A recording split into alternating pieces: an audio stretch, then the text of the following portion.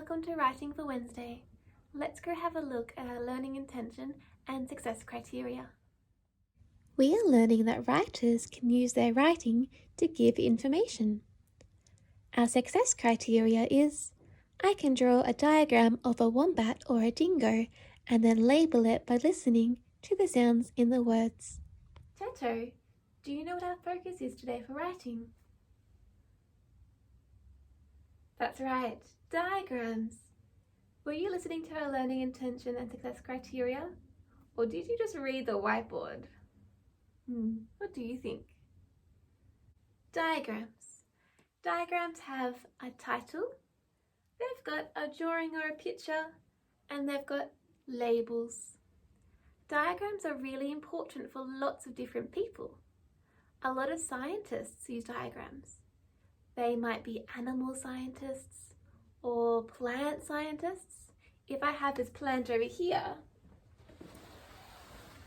and I was a botanist, I would label the different parts of the plant. I might even zoom up on the leaf under a microscope and label what cells I could see and what parts of the cell I could see. Lots of builders and architects also use diagrams when they're planning their buildings. Diagrams are a really effective way of giving information, and that's why so many people in our world use them. Today in our writing lesson, I'm going to show you how to make a diagram of a wombat and then a dingo. When you do your diagram, you can choose one of these animals to do, or if you'd like, you might want to do both of them. To help me with my writing, I'm going to make sure that I use my alphabet card and my common blends and digraphs chart. If you would like an explanation about this chart, go back to yesterday's video. Let's go get started. I'm now going to draw a diagram of a wombat. To help me with my writing, I'm going to make sure that I use my alphabet card and my common blends and digraphs chart. If you would like a copy of one of these, they are on our F1A and F1S website. Let's start with writing our title. Wombat. What? That's a W. What? For wheel. What for wombat? What? Octopus. What?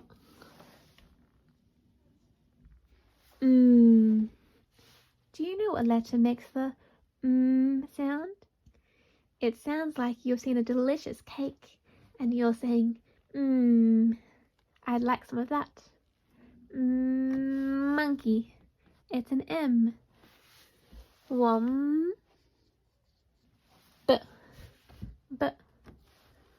for ball.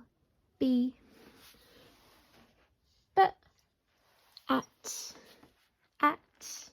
That sounds like a word that I know. At. I like playing at the park. At. It's an A. At.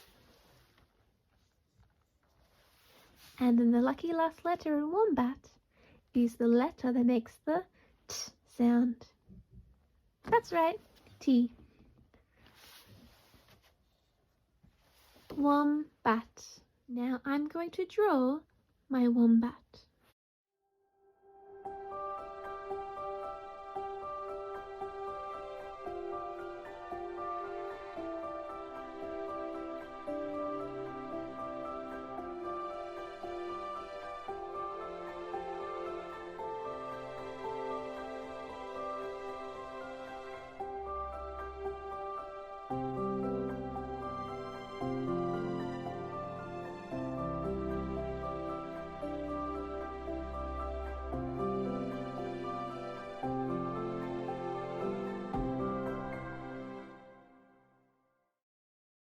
In our reading lesson this morning, we learnt about how wombats have really sharp claws to help them dig their burrows. Can you say the word claws really slowly with me? Claws. Claws.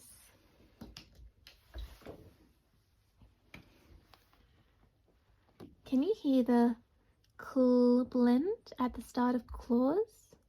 Cool. It's a C and an L.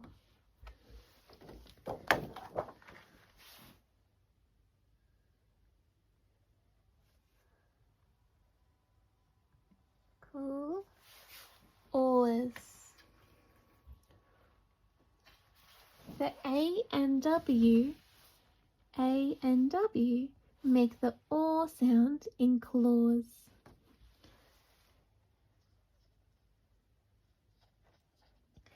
And because there's more than one claw, we're going to write claws.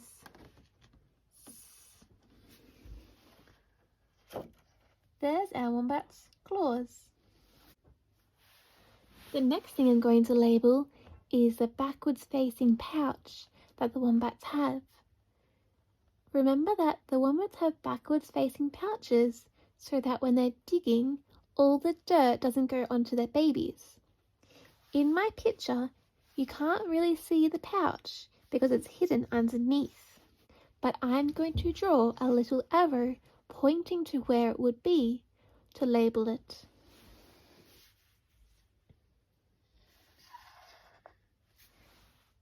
Pouch. Put.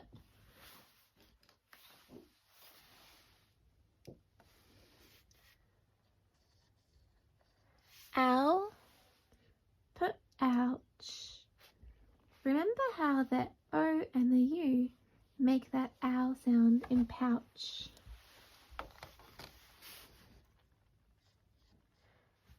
After the owl sound, there's the ch sound. That's our diagraph, ch, C and H.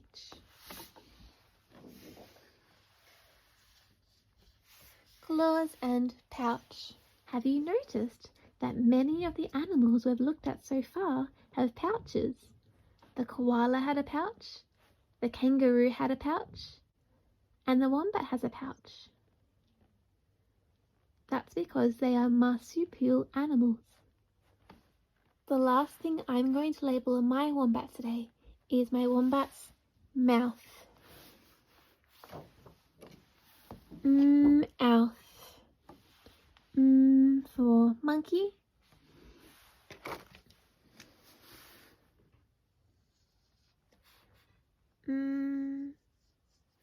Mouth. Just like in pouch, the O and the U make the owl sound in mouth. Mouth, pouch.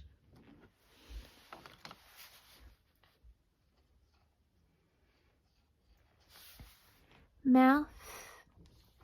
Do you hear the digraph at the end of mouth? That's a T and a H.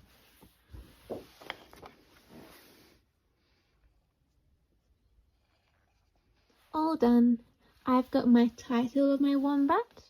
I've got my drawing of my wombat, my labels, claws, pouch, and mouth. So my diagram is finished. Remember that if you wanted to label a different part of the wombat, you can. Have a go at sounding out the word and writing the sounds that you hear. The next animal that I'm going to do a diagram of is a dingo. So my title is going to say dingo. Dingo. Can you say it really slowly with me? Dingo. Dingo. D for dog. Dingoes are kind of similar to dogs, aren't they?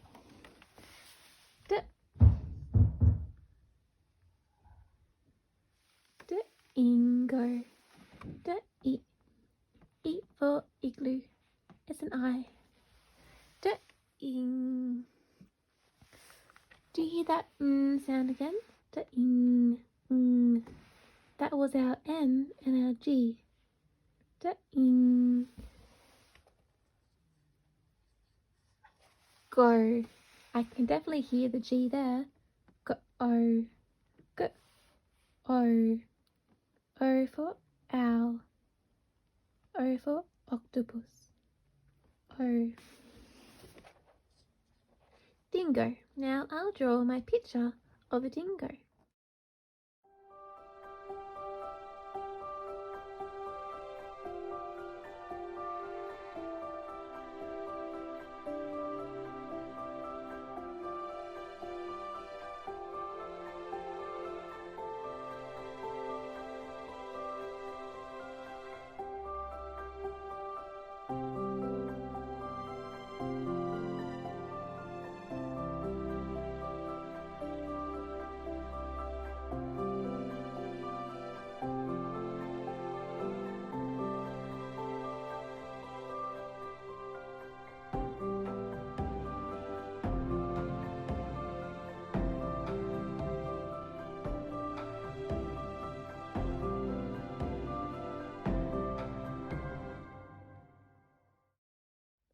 This morning in reading, I learned about how dingoes have really good hearing. Dingoes hear through their ears. So I'm going to label the dingo's ears.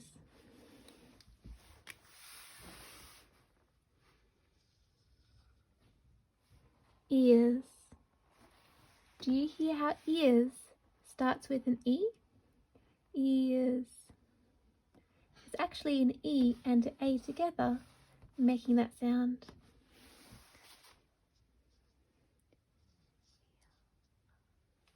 If I say the word ear, can you hear it better? After the E and the A, there's an R. And do you hear what's on the end of ears? Because there's more than one ear. Ears. That S again. Here are the dingo's feet. Another word for feet, especially used for dingoes and dogs and sometimes cats, is the word paw. So this is the dingo's paw. P. There's our P sound. It's a P. P. Or. Our A and our W combine together to make that or sound. Or. If you'd like to, you could write pause by just adding an S to the end. Pause. The last thing I'm going to label in my dingo diagram is my dingo's back. Back. B. A. A. A. K. Back. C and K both make the K sound. In back, there's actually a C and a K.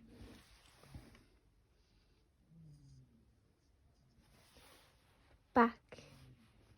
So I've got my title, dingo, I've got my drawing of the dingo, and my labels, ears, paws, and back.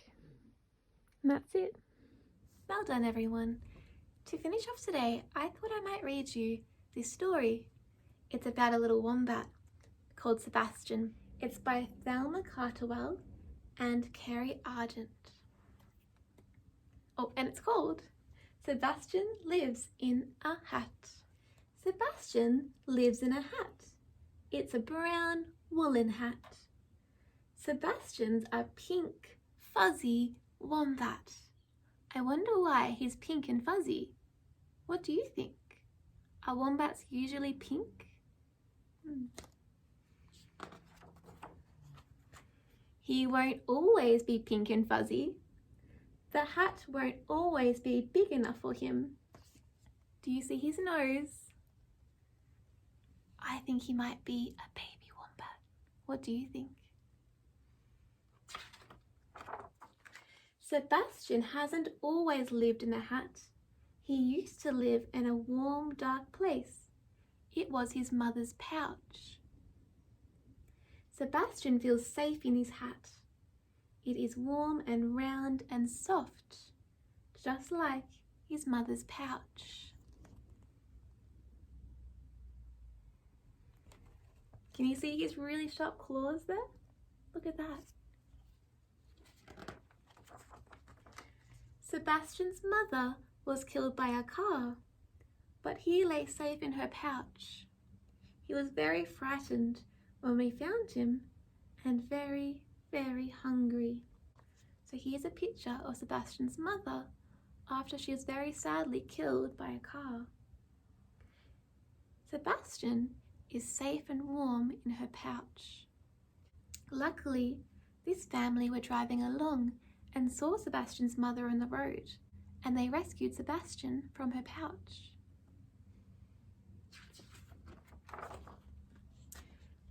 We held him close to keep him warm, but he was soon cold. We quickly found him a hot water bottle, and we also found his hat. I think his hat might feel a lot like his mother's pouch. What do you think? Nice and warm and soft. And the hot water bottle would be like the heat from her body. Sometimes Sebastian leaves his hat to search for food. Sebastian can't walk properly yet. He wobbles a lot and then flops on his tummy and crawls. He's very cute.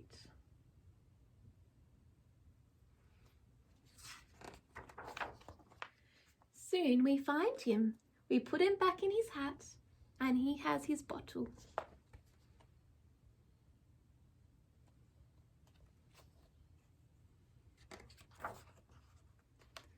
Sebastian's mother always kept her pouch clean, so after his feed, he has a little job to do. What do you think he's doing? Going to the toilet. It was warm and damp in the pouch and just right for Sebastian's skin. We have to wrap him with oil now so his skin doesn't dry and peel. Sometimes he enjoys that, but not if our hands are cold. Soon he goes back to sleep in his warm woolen hat. So in his mother's pouch there must have been some oil that kept his skin nice and smooth.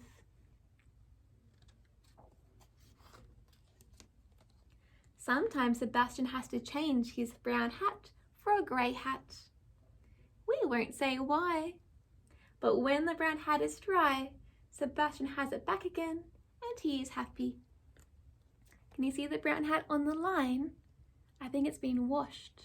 I wonder what happened. Why do you think it got washed?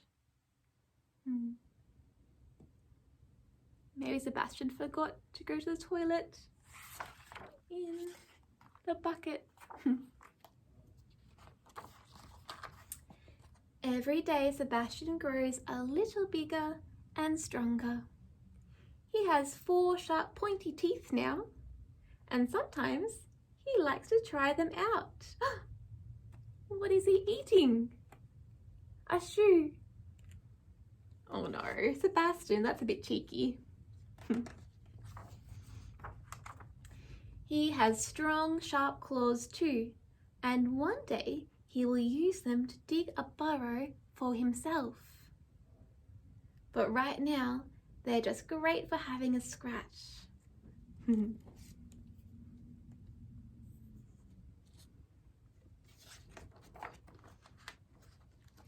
Sebastian's eyes are small and dark, and his ears are pink and big. His nose is soft and spotty. When he's big, his eyes and ears and nose will help him find his way in the bush at night, and then he will do what wombats should do.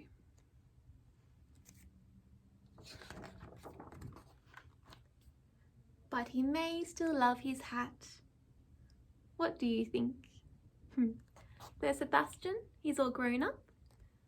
He's still wearing his hat. I love this story because it shows how one family's kindness can really help this little wombat. And them looking after him at home led to him turning out to be a really strong and healthy and happy wombat. And when he was ready, they let him go back into the wild, into the bush, to be a wombat. Have a really wonderful day, everyone, and I'll see you soon. Bye.